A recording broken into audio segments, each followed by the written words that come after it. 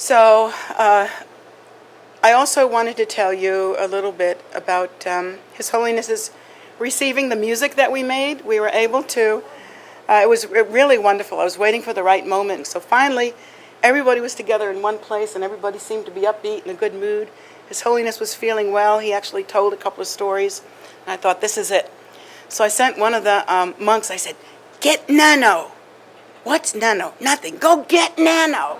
Tell Ani, get Nano. So monk goes and gets Nano, brings it back.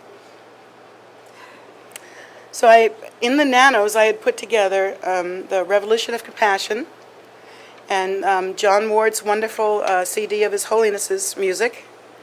And then what we have finished of the Daylog album, which is to come out. To be coming out soon. Yes, another one. You'll have to buy it. You don't buy it, you're in trouble, because I'll check the list. So I gave them to His Holiness, and so they're looking at these boxes, and I thought, oh no, they don't know how to use them. And then so my hero Muksan comes over and starts setting it up and sticking it all together, and even I don't know how to do that part. And then, oh, thank God. Yeshe, thank you for empowering it. It was lit up. I was scared they were going to just like open up this dead thing. It lit up. Little apple and everything. So then I knew we were home and dry. And then His Holiness, Muksan Rinpoche was showing him how to flip through and make it higher and lower and do all the different things. And so he settles on this song that you haven't heard yet called Father. And it's about him. And it's a song that says, Father, I never knew you. I barely knew your name. Mother, I never touched you, but I never played your games. Lover, I only kissed you, but I never felt so strange. And then it goes on to talk about the love of my life, His Holiness, who claimed me, named me, saved me, and gave me a family. And it's him I'll follow throughout time. And that was what he opened up to. And I was so happy. So happy. That was a good omen to me. Made me feel very good.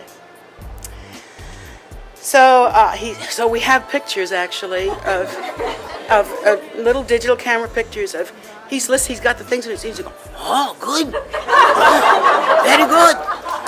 Deyabadu. Oh, good. So he's doing like this. And I made this stupid speech. I thought you all would enjoy hearing it. I said, I thought, well, here's my big opportunity to be an ass, so I will. I said, everybody knows in America, Payul monks, Payul Lamas, particularly His Holiness, are the coolest in the world. But in order to be a totally cool, totally beyond cool, and I was going through all this blah, blah, blah, Lama, you have to have an iPod with your own Buddhist music. And so I presented the iPod saying, this is the beginning of an entire library of Buddhist music for Americans to listen to that will bring them to Dharma and that will help them to hear mantra. Oh my goodness, they were so happy. They were really happy. They really loved it. And actually, during one of the talks that I had with His Holiness, he said, you must continue this. He said, this is important work. He said, I feel that every time someone hears mantra, even if it's only once, even if it's just a little bit, they have some connection for the future.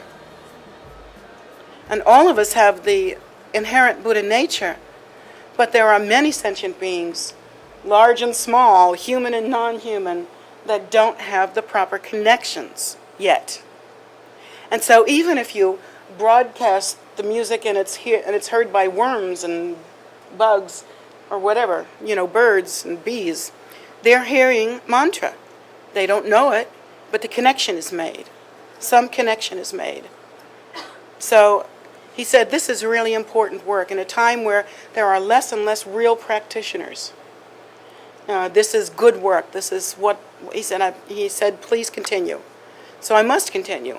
I will continue. And we will continue. And so I'm very happy about that. I I had the opportunity to ask Kenshin La, Kepotsewan Jatso, is that right, Jatso? Yeah. Well, I have trouble with the names. I know them, but it's just, and they change every life,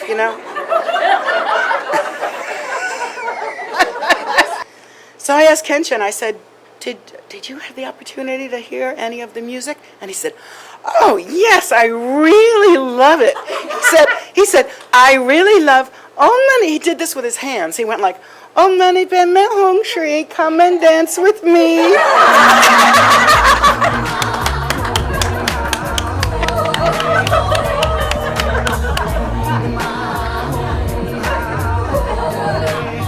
He said, that's my favorite.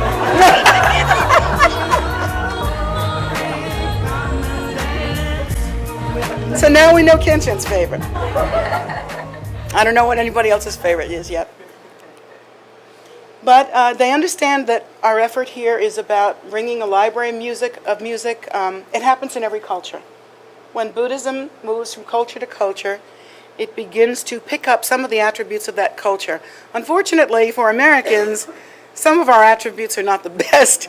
And, we tried not to mix our poisons with our practice. And fortunately, Dharma is so strong that it remains pure and remains without flaw. But I don't know. But as it goes, it mixes. Like the sound of Buddhism changed when it went to Tibet. Then the long horns and the things that we don't recognize as music, those things developed, and they were part of the culture. And as Buddhism moves to different cultures, there are different sounds, different instruments. One might have cymbals, another might have gongs. It's a very different kind of flavor. And so it's our responsibility to make Buddhism our own. We should never say to ourselves, that's their religion, and we can only hope to gather a little bit of its blessing. We should say to ourselves, we are sons and daughters of the great Drupwang Penor Rinpoche, and therefore Buddhism is ours. We own Buddhism, and so we're going to make it our own. We will sing mantra. It's okay to listen to Dharma music. And this is why I am inspired to make this kind of music for you, so that we are more comfortable. Because we need to be comfortable in our faith.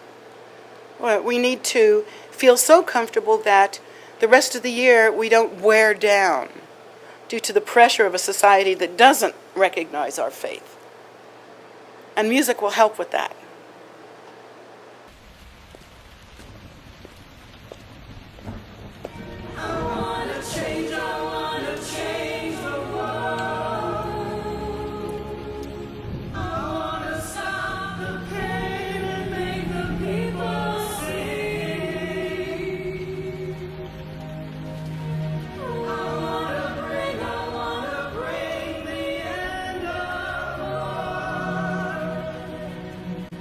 And